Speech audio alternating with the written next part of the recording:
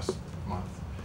And the thing I would say is whether you call it level services, level whatever, there are just going to be some people that are concerned for other reasons or whatever that it's not going to move forward. For the people who want to support an increase, if you go level services, you're going to lose some of them because none of them have asked for level services. They're really counting on your recommendation for the right services. And we know, I don't think anyone has the expectation we can all get there in one shot, right? But the one thing is that no one that I've talked to a lot say, I just hope things could stay the same as last year, right? What they've talked about is how do we mitigate the accreditation beyond the building? How do we improve the maintenance?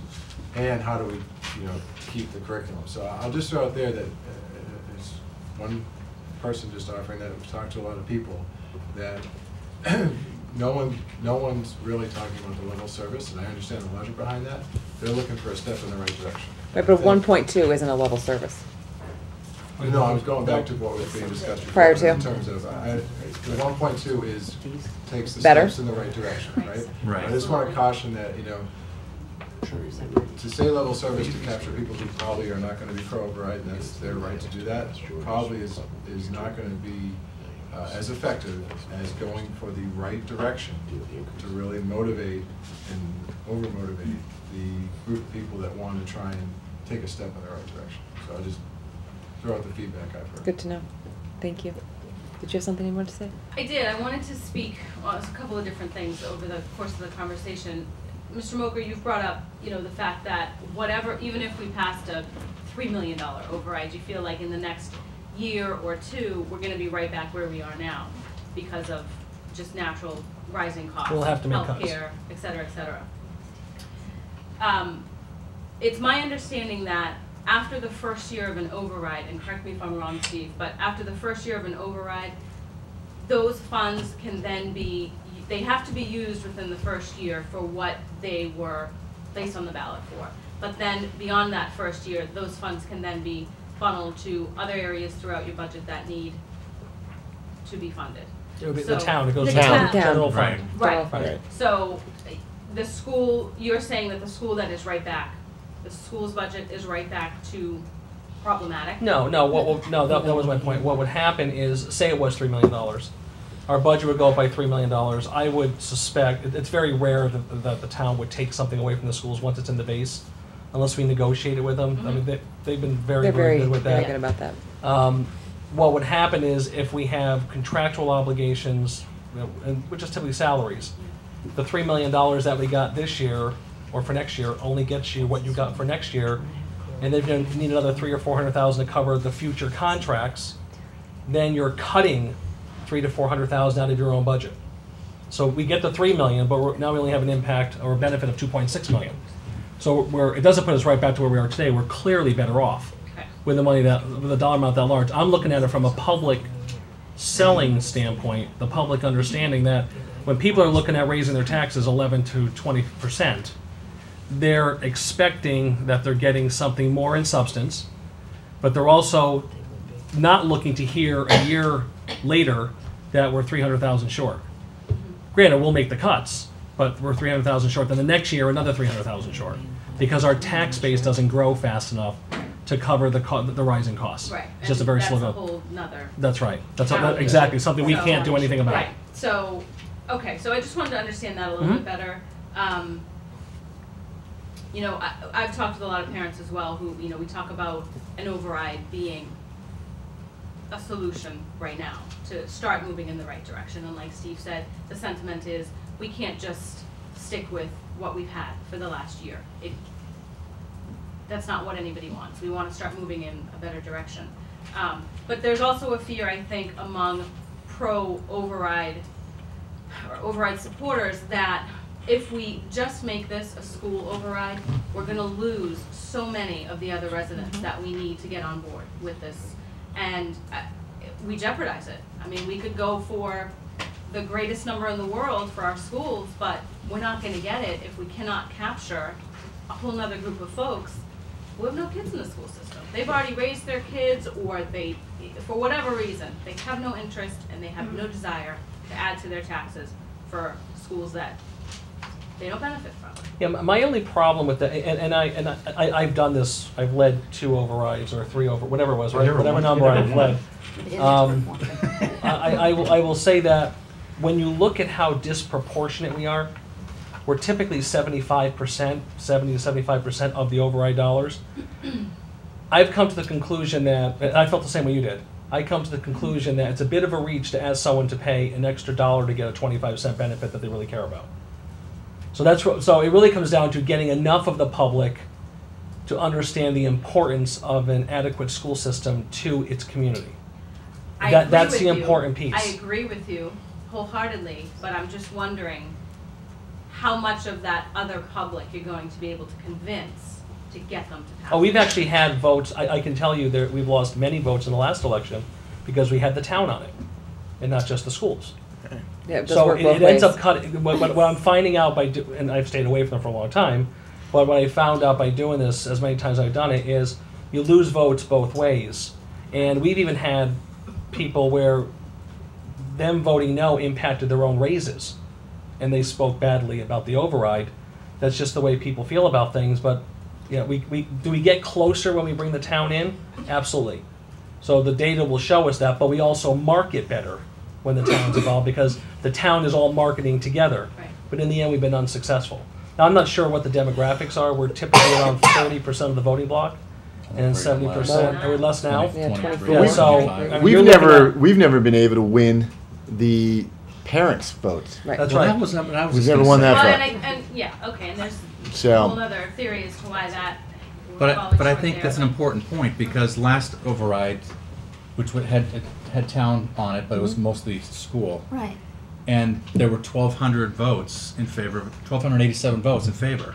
Well, how many parents are there at Georgetown? There's got to be three We have, times what, that. 16 or 1,700 There's students? 1,700 students, so how many parents didn't vote? Parents, not, and I was at the polls, I remember. Or voted no. We're voting We're no. voting no. Absolutely. There were Yeah. a large percentage of parents that voted And no. what's the Yeah. theory behind why they voted no 4 years ago? They can't They afford don't it. want their taxes to in go some up. cases.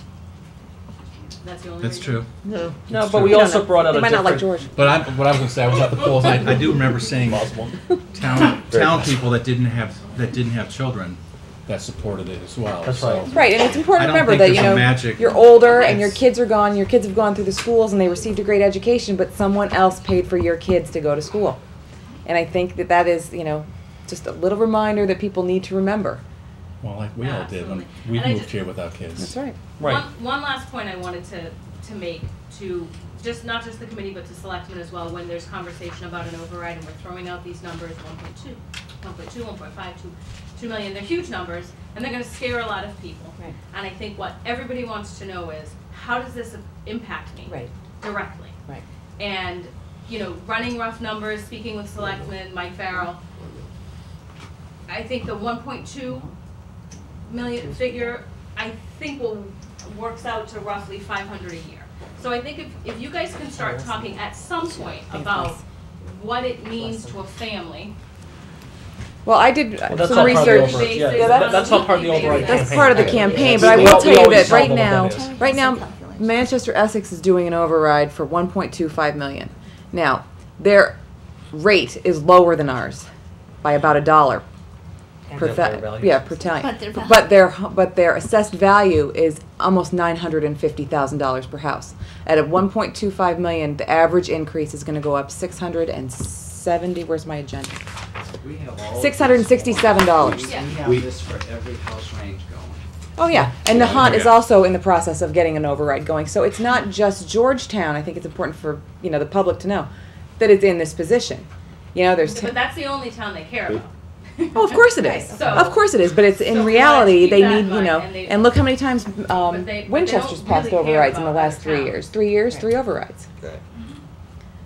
But they don't really care about other towns. I No, mean, they don't, but that's they also- but they good need to information look. No, it's have, funny but that they don't care. Bottom line, they don't They care. should. No, it's funny They should, but that they don't care. They don't They care. don't care. But they'll be the first ones to say, we're, either overpaid or we spend too much on this or too much on that They'll make relative comparisons to all day long. XYZ. Right. So, Well, and so if it's part of the campaign, that's fine, but I mean, right off the bat, I think that it certainly softens the blow when you're talking about these large numbers, even up front, what it could potentially mean to an average homeowner in Georgetown. Well, and I think Terry's gone through Yeah. some numbers. It's, Yeah. you know, What's the average house? 3 Well, cents. based on, I don't and this know is what it using is. the DOR's cherry sheet, equalized valuation.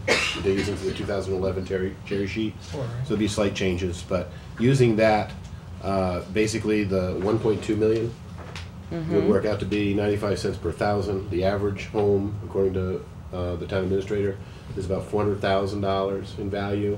So that would translate into $379.34.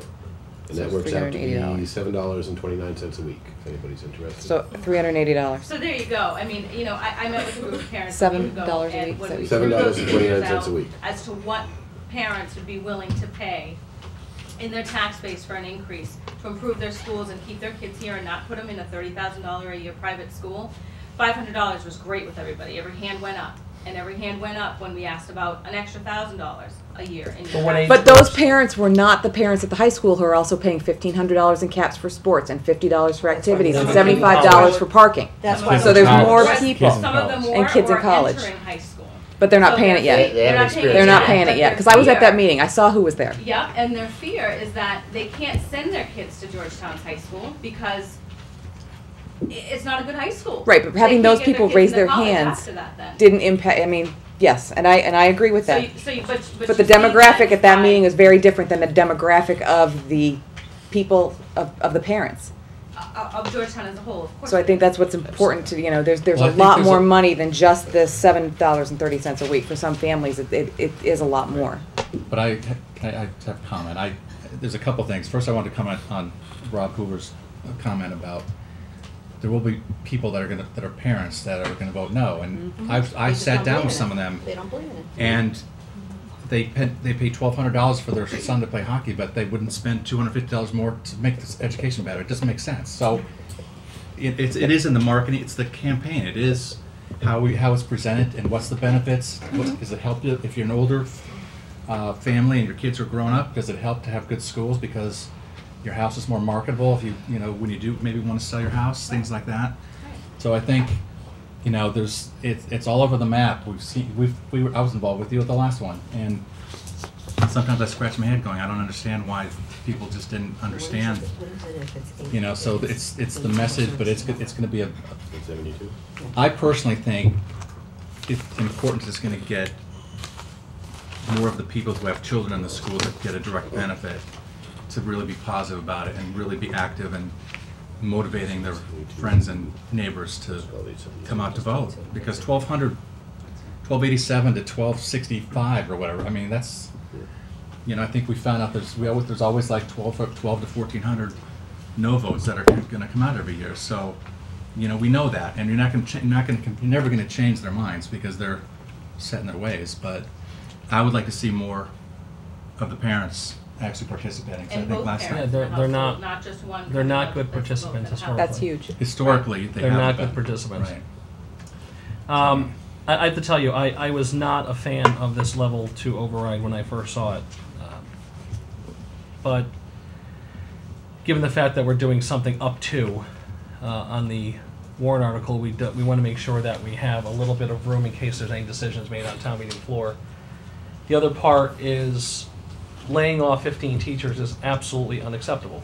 So that's not an option. So, and I think we all agree on that. It's not an option. So that's going to put us at a certain level to start off with. The other part is we can't put ourselves in a position where, and I talked about this during the meeting on the 3rd, where we get into this spiral, this negative spiral of parents choicing out of Georgetown to the extent there's choice options available. Special education, don't get started, Dave. I'm just throwing it out there. Don't start with the special education, out of district placements. We don't want that part of it. And the equity issue on extracurricular and co-curricular activities is just, it's completely unfair that people get to play sports under the cut budget to the extent they can afford it, as opposed to opportunity for all students. And in a public school system, that is absolutely positively wrong. So, again, I wasn't a fan of the level 2 override. I'm still not a fan of level 2 override, but I would be supportive of it. I'm supportive of it. Eric? I'm every bit supportive of it. Absolutely. Okay.